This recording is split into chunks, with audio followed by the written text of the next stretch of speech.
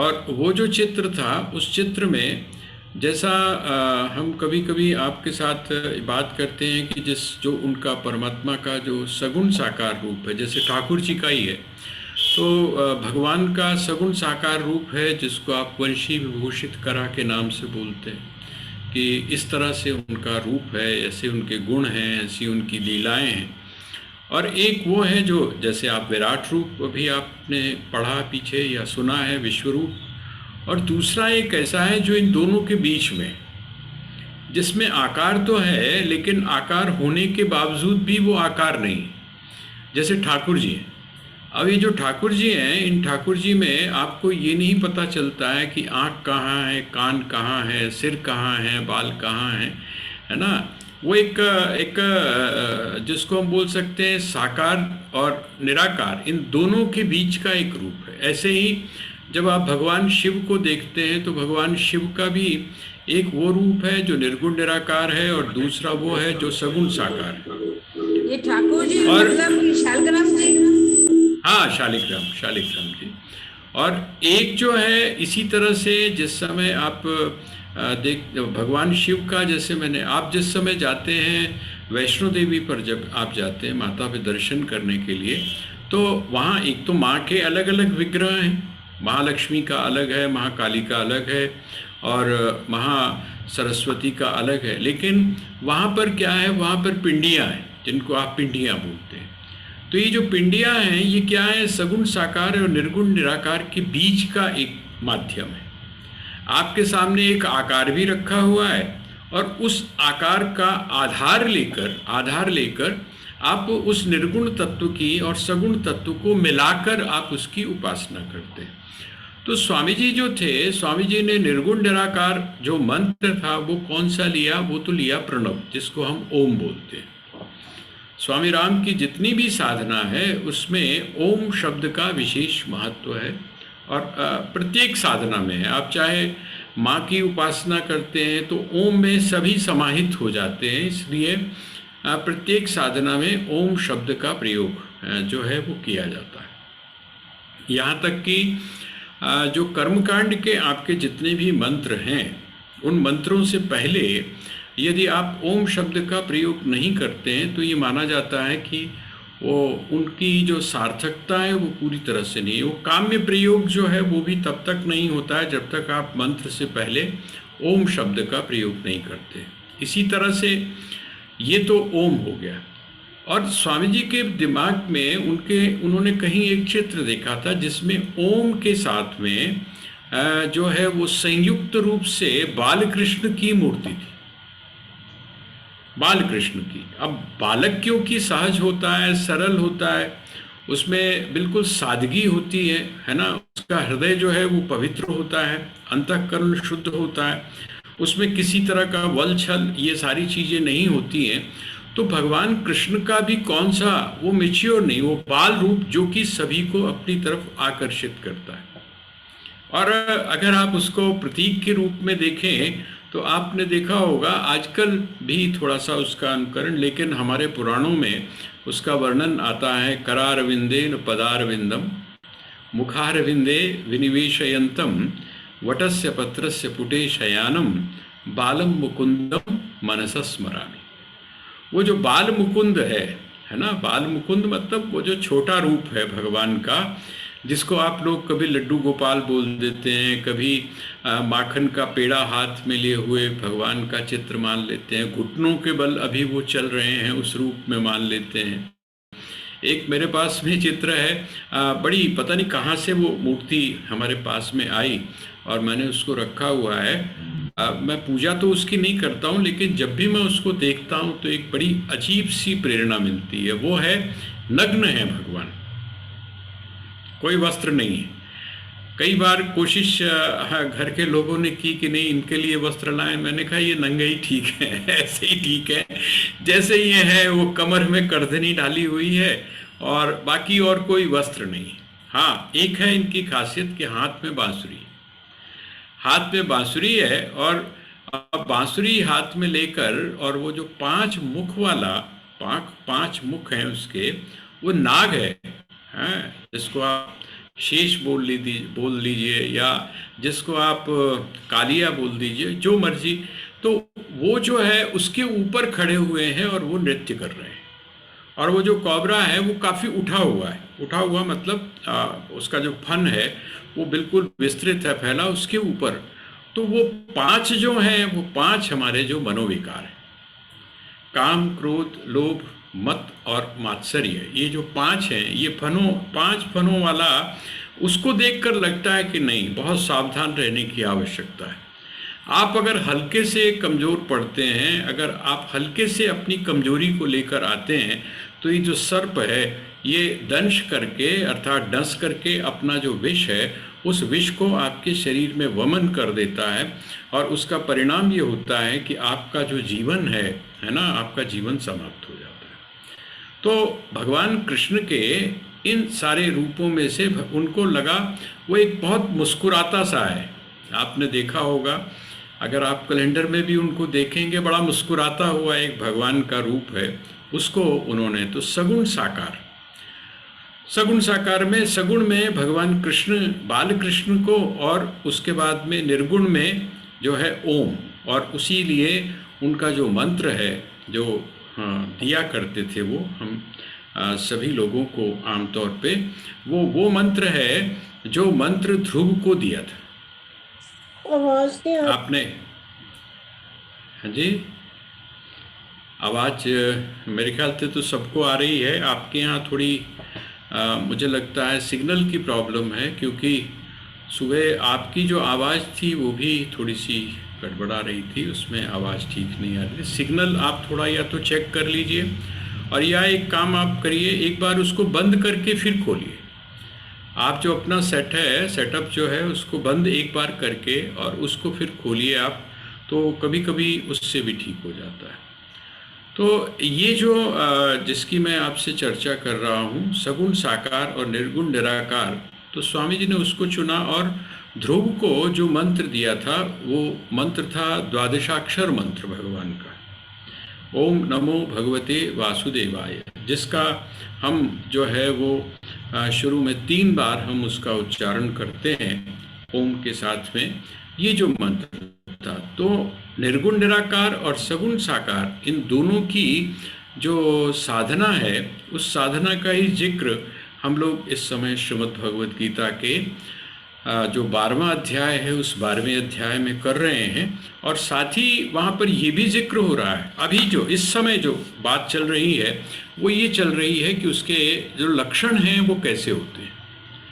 जिसको हम भक्त बोलते हैं, उस भक्त के लक्षण क्या है। हमने ये तो कह दिया कि भक्त बड़ा जो है वो अंतःकरण उसका शुद्ध होता है, बड़ा एब्स्ट्रैक्ट सी बात हो गई।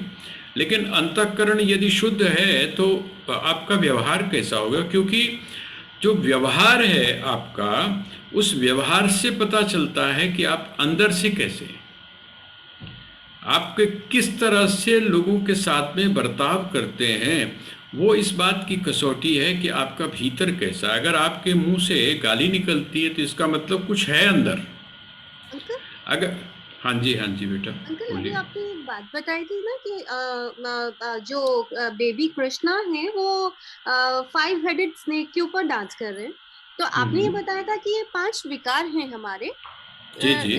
तो अंकल, अगर हम ये पूरी पिक्चर देखें कि डांसिंग कृष्णा ऑन 5 हेड्स, तो इसका मतलब क्या निकलता है, कैसे? आप एक बार प्लीज बता देंगे अंकल दोबारा से प्लीज। हाँ, इसमें आपको अगर ध्यान होगा तो मैंने एक जो पौराणिक हमारे यहाँ जैसे श्रीमद् भागवत में एक जो ये वाला जो प्रसंग आता है, इसकी काफ़ी विशद मैंने एक बार व्याख्या की थी। उसमें ये था कि भगवान जो है वो नीचे गए। वो जो कालीय था, जहाँ पर काली दह जिसको आप बोलते हैं, वो जो स्थान था जहाँ पर वो कालीय रहता था, तो वो वहाँ का जो पूरा आसपास का जितना भी जल था वो इतना विषैला था कि वहाँ पर कोई जाता ही नहीं था। अब वो जो जाना है, अर्थात जो विष बाहर दिखाई दे रहा है, उसका स्रोत कौन सा है, उसका मूल कारण क्या है, तो उसका मूल कारण है अंतःकरण। अर्थात जो आपका डेप्थ है ना, डेप्थ नीचे से आता है। आपका जो अनकॉन्शियस माइंड है अनकॉन्शियस माइंड से वो जो एक धारा प्रवाहित होती, वहाँ पर गंदगी भरी हुई, वहाँ पर जो है वो विष भरा हुआ है, वहाँ पर हमारी कामनाएं, जो कुंठित कामनाएं हैं, अवदमित हमारी जो कामनाएं हैं, वो वहाँ पर भरी हुई हैं। और जब तक आप वहाँ पर प्रवेश नहीं करते हैं, आप ऊपर से फॉर्मेलिटी अगर करते रहते हैं तो ठीक है, सांसारिक दृष्टि से तो उसका महत्व हो सकता है ना, लोग कहेंगे कि बहुत अच्छा व्यक्ति है।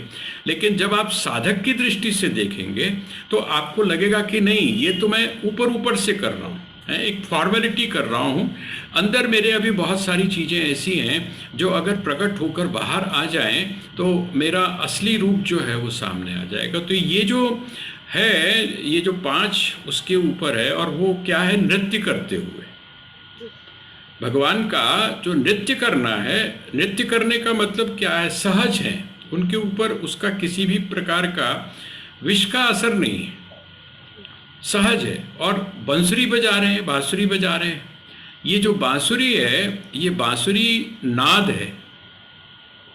आप देखेंगे कि जो बांसुरी होती है उस बांसुरी में जो किसी भी चीज़ को हम आहत नहीं करते।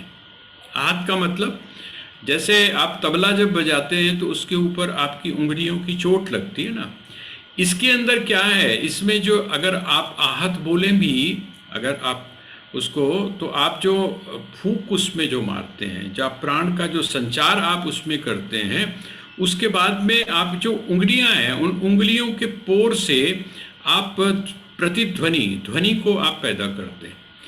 तो ये नाद ब्रह्म की उपासना है। ये जो है, जैसे शंख है, अब शंख जो है, उस शंख में क्या है, ये भी नाद ब्रह्म है। तो ये नाद ब्रह्म की उपासना का अर्थ हुआ निर्गुण निराकार। ये जो ओम है, ये ओम क्या है, तो ये नाद है ना। तो यहाँ पर ये जो चीज़ है, आपका जो अंतर है, आपका जो अंतस है, वो अंतस कैसे निकल कर बाहर जो निकल कर आता है, वो कैसा होता है, कौन सी चीज़ होती है, वो वही होती है जो आप हैं।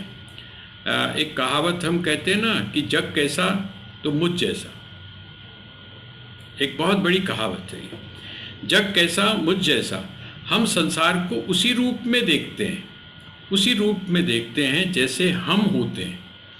हमारी जो सोच है, हमारे जो विचार हैं, उन विचारों के द्वारा हमारा जो निर्माण होता है, वैसे ही हम इस संसार को देखना शुरू कर देते हैं। इसका मतलब उसी के हिसाब से हमारा जो व्यवहार है ना, हमारी बातचीत है, हमारा उठना बैठना है। आपने जो स्थित प्रज्ञ है, उस स्थित प्रज्ञ के लक्षणों के अंदर ये चीज़ पढ़ी होगी, सुनी थी, और हम लोगों ने उस पर विचार भी किया था। तो यहाँ पर भी अब भगवान ने जो कहा, हम आ गए थे 16वें पर। ये जो श्लोक नंबर 16, अध्याय नंबर 12 और श्लोक नंबर जो है वो था 16। इसमें ये जो श्लोक है, इसको आप अगर आप देखेंगे, अनपेक्षः शुचिर्दक्ष उदासीनो गतव्यथः सर्वारंभ परित्यागी यो मद्भक्तः स मे प्रियः। यो मद्भक्तः स मे प्रियः, जो मेरा भक्त इस प्रकार का है, अर्थात जिसमें ये लक्षण है, वो जो भक्त है वो मुझको क्या है, तो कहते हैं मुझको अत्यंत प्रिय है। कौन कौन, तो कहते हैं अनपेक्षा। अनपेक्षा, अनपेक्षा का मैंने आपको बताया था, विचार हमने किया था। अपेक्षा एक शब्द है और एक क्या है, अपेक्षा का ना होना। जब आप किसी से अपेक्षा करते हैं, आपके दुख का कारण क्या है, आपके दुख का कारण है अपेक्षा करना।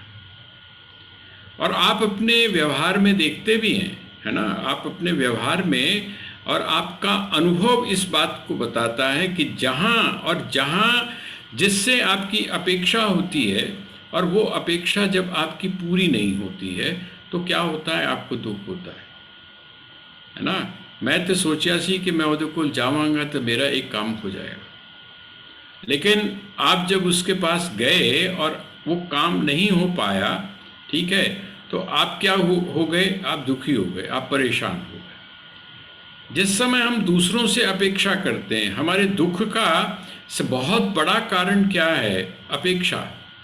जैसे हमने अपने आप को, अपनी संतान से अगर हम दुखी हैं तो क्यों दुखी हैं? तो आप थोड़ा सा सोच के देखें।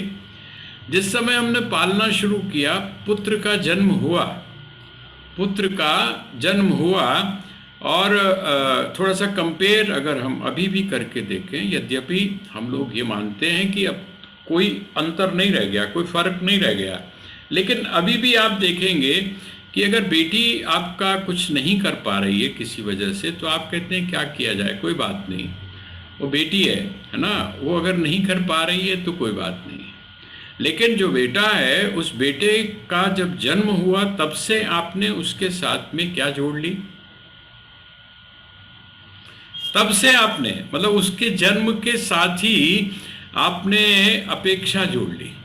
और वो जो अपेक्षा है वो जिस समय पूरी नहीं होती है ना, मुन्नू ते उम्मीद नहीं थी है, ये देखो लो कि ये इस तरह करेगी या इस तरह करेगा, ये जो अपेक्षा है वो कहते हैं अनपेक्षा।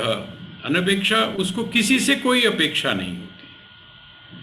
अपेक्षा अगर होती है तो किससे होती है? ये देखिए, ये थोड़ा सा लोअर लेवल है, भक्त का भी लोअर लेवल है। वो उसको अगर अपेक्षा होती तो किससे होती है? कहते हैं संसार के किसी व्यक्ति से उसकी कोई अपेक्षा नहीं होती।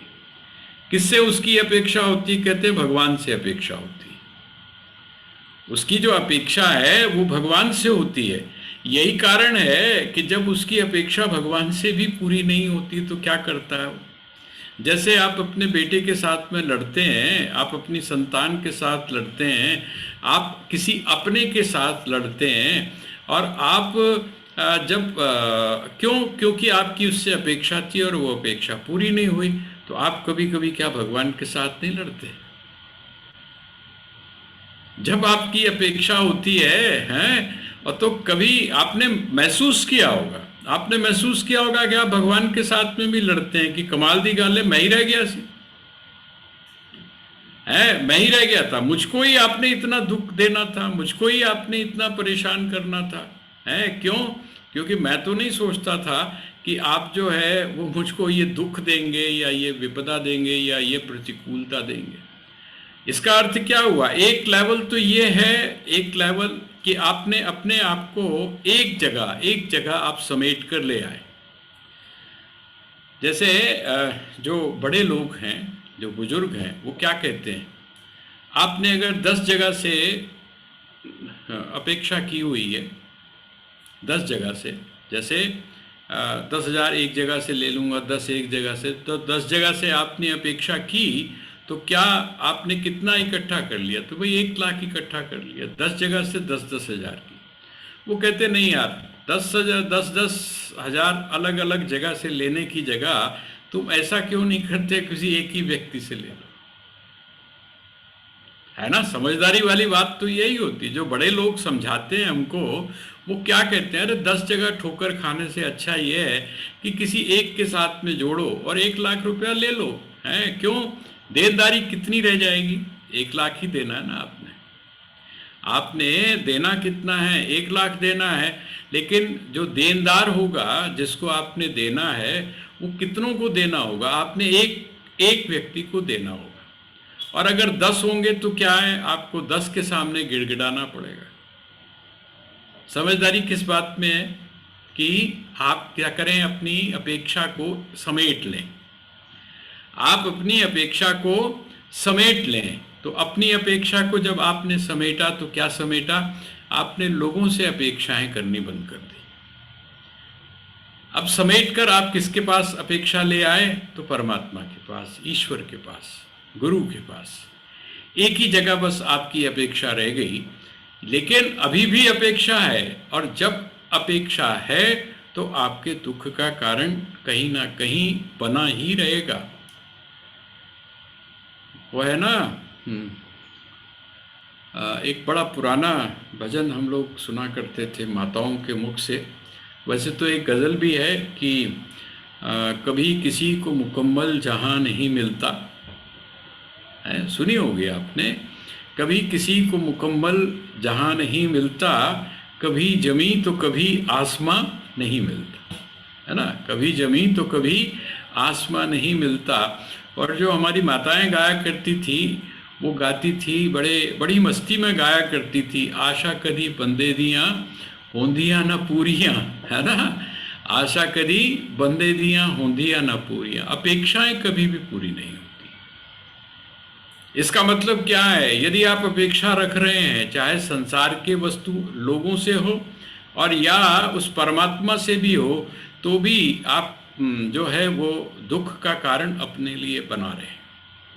और स्वामी राम तो इस बारे में बड़े स्पष्ट हैं। इसलिए वो क्या कहते हैं? वो ये कहते हैं कि आपकी अनपेक्षा। अब यही जो अनपेक्ष शब्द है, इसी को आप थोड़ा सा स्पष्ट अगर हम करके देखें, तो उन्होंने कहा था ना, आत्मन्येवात्मना तुष्टः।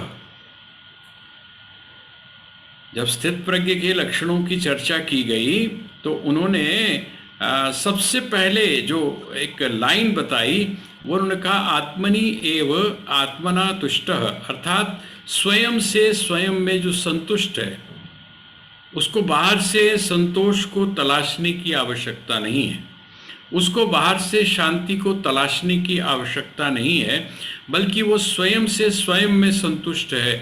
ऐसी जो स्थिति है वो कौन सी है? ऐसी स्थिति है भक्त की। आप थोड़ा सा विचार करके देखिए। एक भक्त बड़ा विलक्षण है आपके पुराणों में, श्रीमद् भागवत में।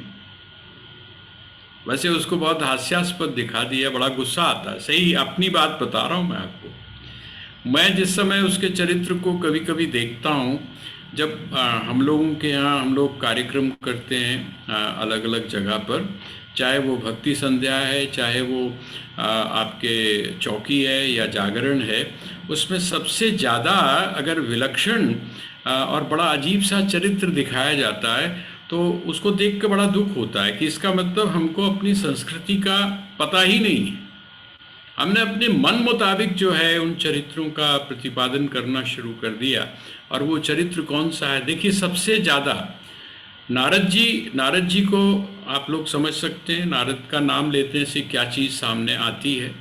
अगर किसी को आप कह दें ये नारद है, तो उसका मतलब क्या हुआ? वो जो भगवान विष्णु का जो भक्त है, वो जो भक्ति वाला पक्ष है, वो तो एक तरफ हो जाता है, हमारे सामने दूसरा ही पक्ष आकर सामने खड़ा हो जाता है। क्योंकि हमारे मन के अंदर, हमारे अंतःकरण के अंदर वो जो देवऋषि नारद हैं, उनके बारे में इतनी चीज डाल दी गई है कि हम दूसरी चीज सोच ही नहीं पाते। इसी तरह से आपने एक पता नहीं कहाँ से वो गीत और गाना आया है, अरे द्वारपालो, है ना, सुनते होंगे आप। अरे द्वारपालो कन्हैया से कह दो, है ना। जिस समय इस गीत के ऊपर आप उनका अभिनय देखते हैं सुदामा का, तो सुदामा का जो चरित्र है उसको इतना हास्यास्पद बना दिया गया है। और मजे की बात यह है कि जिसने भी ये लिखा होगा, ठीक है, उसने किस भाव में लिखा भगवान जाने, लेकिन अपनी संस्कृति के बारे में मुझे लगता है उनको पता नहीं। संस्कृति के बारे में क्यों नहीं पता है? कहते हैं कि ब्राह्मण जो है, ब्राह्मण या संत, इसका प्रवेश जो है वो किसी भी राज दरबार में उसको पूछने की आवश्यकता नहीं होती थी। हमारी संस्कृति का भगवान कृष्ण के दरबार के अंदर या श्री राम के यहाँ कोई भी ऐसा व्यक्ति, और पुराने जितने भी लोग थे वहाँ पर इस प्रकार की हमारी परंपरा थी। आपने सुना होगा, सनकादि जिस समय गए भगवान विष्णु को मिलने के लिए और रोक दिया था, तो उसका परिणाम क्या हुआ था? स्वयं भगवान विष्णु ने आकर क्षमा प्रार्थना की थी कि मुझे क्षमा कर दिया जाए। क्योंकि देखिए, एटिकेट्स क्या बताते हैं कि आपके यहाँ काम करने वाला जो कर्मचारी है, उस कर्मचारी के द्वारा अगर कोई गलत काम हो जाता है, तो उसका जो फल है वो किसको भोगना पड़ता है? स्वामी को। तो वो जो स्वामी है अर्थात भगवान विष्णु ने आकर वहाँ पर क्षमा प्रार्थना की। इसको बोलते हैं आत्मनेवात्मना तुष्ट। किसका सबसे बड़ा जो एग्जाम्पल हमको मोटे तौर पर दिखाई देता है वो कौन है? पत्नी ने भेजा, पत्नी ने भेजा किस काम के लिए कि जाओ, और जो तुम्हारे मित्र हैं वो कौन है? वो द्वारिका के इस समय है स्वामी हैं, और जो द्वारिका के स्वामी हैं उनके पास जाओ। अरे मित्र मित्र के काम नहीं आएगा तो किसके काम आएगा? भेजा, और जब भेजा और वहाँ पर गए तो सब कुछ किया, सब कुछ हुआ, लेकिन मांग नहीं पाए, मांग नहीं पाए, है ना। और कृष्ण क्या सोच रहे हैं? कृष्ण सोच रहे हैं कि मांगे। भाई मित्र का अर्थ क्या है? भाई मित्र का अर्थ यह है जहाँ पर किसी भी प्रकार की औपचारिकता न रह जाए। जब आप कहते ना यार कमाल की बात है, ये जो चीज़ थी तेरे को मेरे को कहने की ज़रूरत थोड़ी ना थी, तेरे को खुद मांगनी चाहिए थी, मांग लेनी चाहिए थी, ठीक है। वहाँ पर यह है, लेकिन कृष्ण ये भी जानते हैं कि ये है कौन? ये सुदामा है। और सुदामा कैसा है उसके लिए वहाँ पर जो महर्षि व्यास हैं उन्होंने उसके लिए अवधूत शब्द का प्रयोग किया। अवधूत शब्द का अर्थ है कि देखने में तो कौन लगता है? ये गृहस्थी है, देखने में ये गृहस्थ लगता है, लेकिन गृहस्थ होने के बावजूद भी ये जो पूर्ण रूप से निवृत्ति है, जिसको किसी से कुछ नहीं चाहिए, जाको कुछ नहीं चाहिए सोई, चाह मिटी चिंता गई मनवा बेपरवाह, और जाको कछु नहीं चाहिए सोई शहंशाह। ये जो शहंशाह है, ये शहंशाह कौन है? यही अवधूत है। भगवान शिव जो हैं वो कौन है? अवधूत हैं। वो अवधूत क्यों है? उनको किसी से कुछ नहीं चाहिए। यही बात यहाँ पर आता है अनपेक्षा। अनपेक्षा का अर्थ क्या हुआ? जिसको किसी से किसी भी चीज की आकांक्षा नहीं है, अपेक्षा नहीं है। ये एक ऊंची स्थिति है। देखिए, एक स्थिति वो है भक्त के जीवन में या साधक के जीवन में जहाँ पर वो अपेक्षा किसी मनुष्य से नहीं करता, संसारी व्यक्ति से नहीं करता, बल्कि वो परमात्मा से अपेक्षा करता है। लेकिन एक स्थिति वो है जब वो परमात्मा से भी किसी भी प्रकार की अपेक्षा नहीं करता है। एक तो इसलिए नहीं, हाँ जी, भगवान से मिलने की इच्छा रखना भी अपेक्षा होता है क्या? नहीं नहीं नहीं, ऐसा होता है। ये सब चीज़ें तब आती, जैसे कामना है, जब आप किसी विषय की या किसी वस्तु की या किसी भोग की कामना करते हैं, तो वो जो कामना है वो कामना की परिभाषा में आती है, वो जो मांग है वो उस परिभाषा में आती है। लेकिन जिस समय, हाँ, जिस समय आप परमात्मा का दर्शन करने की या उसका साक्षात करने की जब आप कामना करते हैं, तो वो कामना इसलिए कामना की परिभाषा में नहीं आती क्योंकि वो अभी हमको अपने से भिन्न लग रही है।